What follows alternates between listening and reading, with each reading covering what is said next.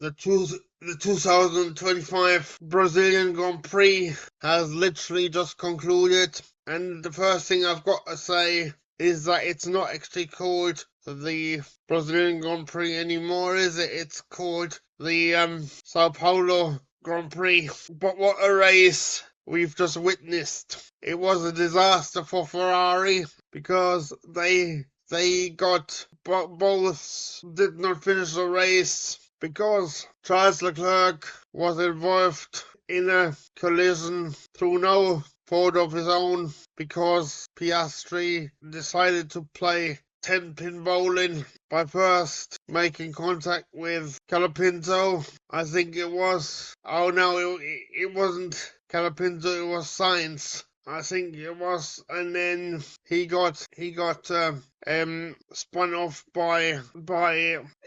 he got spun into Leclerc, I think it was. Anyway, so that was the first Ferrari out, and then Lewis Hamilton had massive floor damage through making contact with Colapinto. That was Colapinto actually. Because he tried to overtake him starting from 13th, but obviously that didn't work out. So it was a disaster for Ferrari. We had an early safety car which lasted five laps.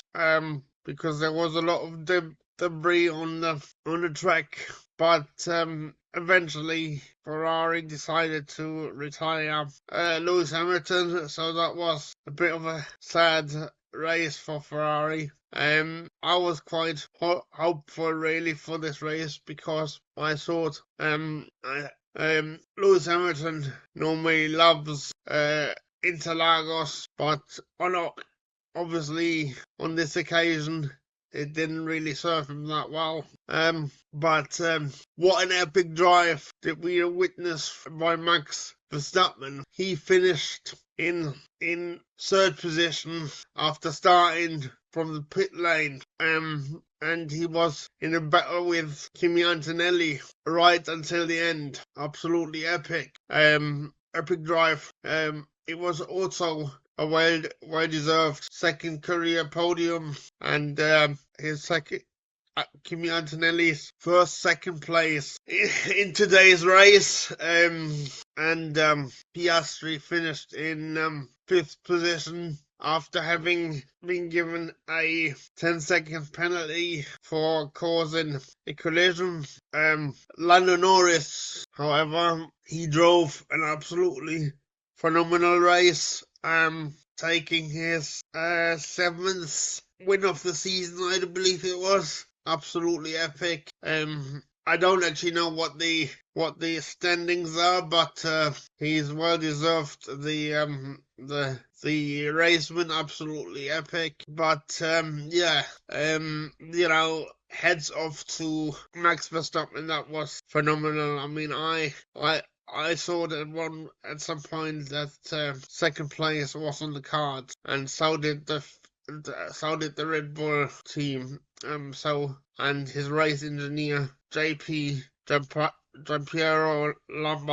Lambiase. So absolutely epic drive from him, but also a phenomenal drive by Nico Hülkenberg, who finished in ninth position, and the unfortunate driver of the race must go to Gabriel Bortoleto, who crashed yet again in his home race, pretty much towards the start of the race, second lap, I think it was. Very unlucky, but I believe he has a long career ahead of him, and he will only learn from this, and I hope he comes back stronger for the next race, which is going to be in Las Vegas in a fortnight's time as it is. This concludes my review of the Brazilian Grand Prix of 2025. I know it's not called officially the Brazilian Grand Prix. It's called the Sao Paulo Grand Prix, but It's the only one in Brazil, so I'm going to call it the Brazilian Grand Prix, alright? So anyway, before I sign off, I would like to give a massive shout out to all my recent subscribers. You've been absolutely epic. Keep making the subscribe button burn by clicking it. I'm still chasing that silver play button, and every subscription helps. Also, a massive shout out to all my channel members. Your support absolutely helps as well, and that also helps me financially. I know it's only a small amount of money, but every little helps. For all of you who would like to support me beyond clicking the subscribe button, do check out the links in the video description. And I would like to encourage you to binge watch my further content, which you can find in the video description, as well as the cards within this video. Alright, speak to you later. Don't forget to share this video to your family and friends and whoever may be interested, because that way the video will be seen by many people and help my channel grow. Alright, cheers for watching once again, and I wish you a good rest of your day whenever you happen to watch this in the world. So I'll speak to you later. Bye for now. Bye.